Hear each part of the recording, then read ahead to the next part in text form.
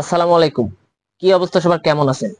আজকে আমি আপনাদের মাঝে নিয়ে আসছি NSZT-Y64 প্লেয়ার। আজকে আমি দেখাবো এই প্লেয়ারটায় কি কি অপশন আছে, কিভাবে ব্লুটুথ কানেক্ট করবেন, এইসব বিষয় আমি আপনাদেরকে দেখাবো। প্লেয়ারটার নিচেই আপনার আছে volume button, menu button, audio. প্লেয়ারটা কি কি অপশন আছে এটা দেখতে হলে আপনাকে অডিও বাটনে দুইবার ক্লিক করতে হবে। প্লেয়ারটা অপশন আছে AM, FM, ডিক্স, HD, টিভি, ব্লুটুথ। এইগুলো অপশনের ভিতর আপনার শুধু টিভি অপশনটা কাজ করে না, বাকি সব অপশনই বাংলাদেশে কাজ করে। যেমন AM এ ক্লিক করলে আপনার AM আসবে। আবার ধরেন আমি যদি FM এ দিই তখন আবার FM আসবে। আবার ধরেন আমি যখন ডিক্সে দেব ডিক্স আসবে, কিন্তু প্লেয়ারটার ভিতরে বর্তমানে ডিক্স নাই। আর ডিক্সটা প্লে করতে হলে আপনাকে প্লেয়ারটা ফোল্ডিং করতে হবে। মেনু বাটনে ক্লিক করে এই যে ট্রাইট এক্সিট এই বাটনটা ক্লিক করতে হবে। এই যে ডিক্সে ক্লিক করতে হবে।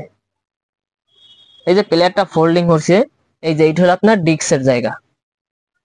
আপনি যখন এই ডিক্সটা দিবেন, সেম এই অডিওতে ক্লিক করার পর এই জায়গায় ডিক্সটা শো করবে। তখন আপনি ডিক্সে ক্লিক করলেই ডিক্সের ভিডিও গান থাকুক, অডিও গান থাকুক, ওইটা প্লে হবে।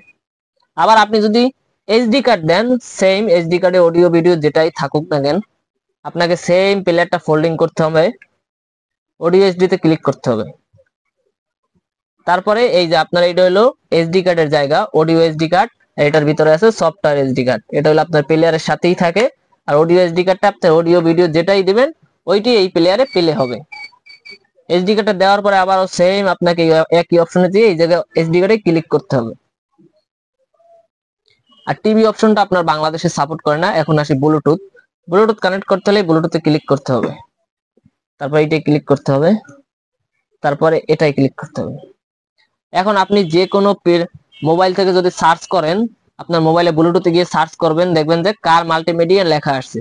কার মাল্টিমিডিয়া লেখা আসলে আপনি পেয়ারে ক্লিক করবেন, অটোমেটিকলি আপনার ব্লুটুথ পেয়ার হয়ে যাবে। তারপর আবার সেম আপনার এই অডিওতে চাপ দিলে এই জায়গা আপনার ফোনের নাম আসবে, বা যে গানটা প্লে করবেন ওই গানটার নাম আসবে।